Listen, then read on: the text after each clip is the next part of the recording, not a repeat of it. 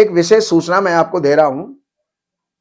हर अमावस्या को हरिद्वार के अंदर पितृदोष निवारण कार्यक्रम रखा गया है। तो जिसको भी किसी ने कोई पितृदोष बताया है या पितृदोष है या आपके कोई भी अड़चने हैं, कारोबार में अड़चने हैं, संतान में अड़चने हैं, पढ़ाई में अड़चने हैं, घर में सुख शांति नहीं रहती है, तो पितृदोष निवारण के लिए हर अमावस्या हमारा आयोजन हरिद्वार में होगा। उसमें आप नाम लिखा करके और लाभ ले सकते हैं। नमस्कार, मैं हूं सच्चिदानंद वशिष्ठ। और सज्जनों, वृश्चिक राशि वालों के लिए 2025 कैसा रहने वाला है, क्या क्या इसमें अनुकूलता और प्रतिकूलता हमें देखने को मिलेंगी और कैसे हम उससे निजात पा सकते हैं। आपके सबसे पहली बात यह है कि सप्तम स्थान के अंदर बृहस्पति आपके चल रहे हैं।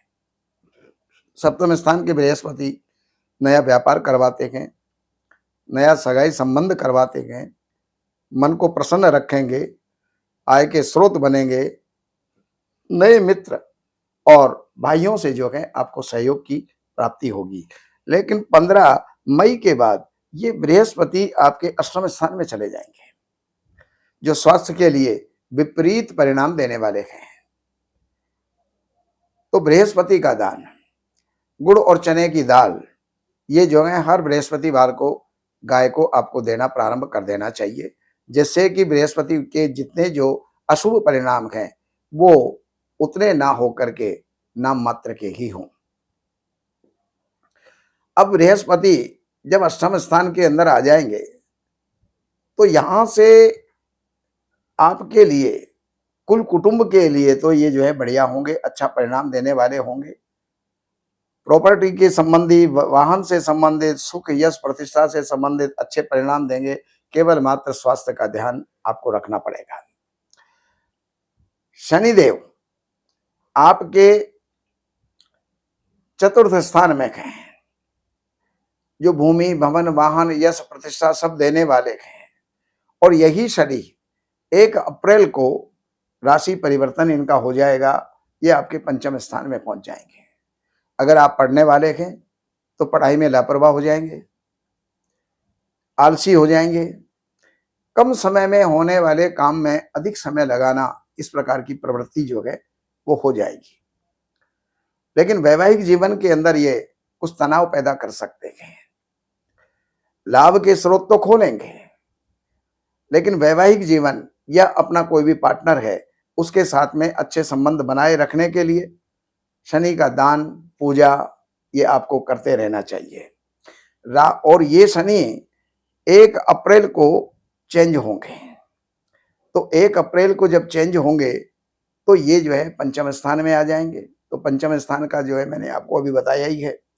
अब राहु पंचम स्थान में है, जो पढ़ाई में विक्षेप डाल रहे थे, पढ़ाई के अंदर कुछ दिक्कतें डाल रहे थे, वो दिक्कतें आपकी 19 मई के बाद में समाप्त होंगी। 19 मई तक राहु का प्रभाव आपकी पढ़ाई में, संतान में, इसके ऊपर रहेगा। लाभ के स्रोत जो हैं ये खोलेंगे, लेकिन मन जो है क्रोधी और जिद्दी हो जाएगा, जिसके कारण से कई बनते हुए काम आप बिगाड़ सकते हैं। इसलिए अपने मन को कंट्रोल में आप रखें। शनि, बृहस्पति और राहु का फल मैंने आपको बताया। अब मैं आपको मंथली फल बताता हूं कि 14 जनवरी से लेकर के और 13 फरवरी तक, 12 फरवरी तक का जो समय है वो आपके लिए विजय का है, यश का है, प्रतिष्ठा का है। लेकिन 12 फरवरी से और 14 मार्च तक का जो समय है ये अकारण चिंताओं को देने वाला होगा। उस समय पर सूर्य का दान करें, सूर्य की उपासना करें, सूर्य को जल दें। और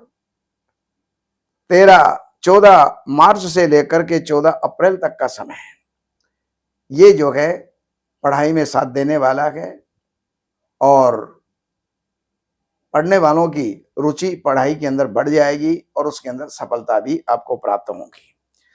13 अप्रैल से लेकर के और 14 मई तक का जो समय है, सूर्य उस समय पर छठे स्थान में होंगे, अपने राशि में हैं, तो हर प्रकार से विजय देने वाले हैं, रोग समाप्त करने वाले हैं, कर्जों को जो है निपटाने वाले हैं, जरूरी नहीं है कि कर्जे एक साथ इस एक महीने में ही निपट जाएं, लेकिन कर्जों पर काफी कंट्रोल आप पा लेंगे।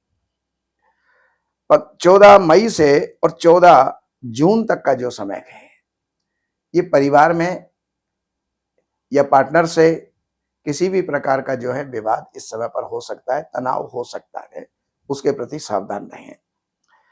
14 जून से लेकर के और 16 जुलाई तक का समय स्वास्थ्य के लिए ठीक नहीं रहेगा। स्वास्थ्य का ध्यान रखें, सूर्य का दान करें, सवा पाव गुड़ नदी के अंदर हर रविवार को प्रवाहित करें या फिर गाय को खिलाएं। 16 जुलाई से लेकर के 16 अगस्त तक का समय है, ये भाग्य वृद्धि 3 महीने आपके लिए। अक्टूबर तक का समय है, ये आपके जो है अगस्त, सितंबर, अक्टूबर, 17 अक्टूबर तक का समय आपके पूर्ण रूप से आपके अनुकूल है। इसका लाभ आपको उठाना चाहिए। कोई भी रुके हुए कार्य हैं वो संपन्न होंगे, पूर्ण होंगे और उसमें आपको भी अपनी तत्परता दिखानी चाहिए। 17 अक्टूबर से लेकर के और 16 नवंबर तक का जो समय है, ये आपके नुकसान का हो सकता है। इस समय पर कोई इन्वेस्टमेंट या देन लेन आपको नहीं करनी चाहिए। खर्चों को भी कंट्रोल रख करके चलना चाहिए, खर्चे आपके बढ़ सकते हैं। लेकिन इसके बाद 16 नवंबर से लेकर के और 14 जनवरी तक के ये 2 महीने आपके लिए बहुत सुंदर और सुखद परिणाम देने वाले हैं। उनका लाभ आपको उठाना चाहिए। बाकी और जानकारियों के लिए नंबरों पर संपर्क करके, कार्यालय से अपॉइंटमेंट लेकर के, कार्यालय की सेवाएं अर्पण करके और जो भी आप जानना चाहते हैं वो जान करके लाभ उठा सकते हैं। नमस्कार। एक विशेष सूचना मैं आपको दे रहा हूं।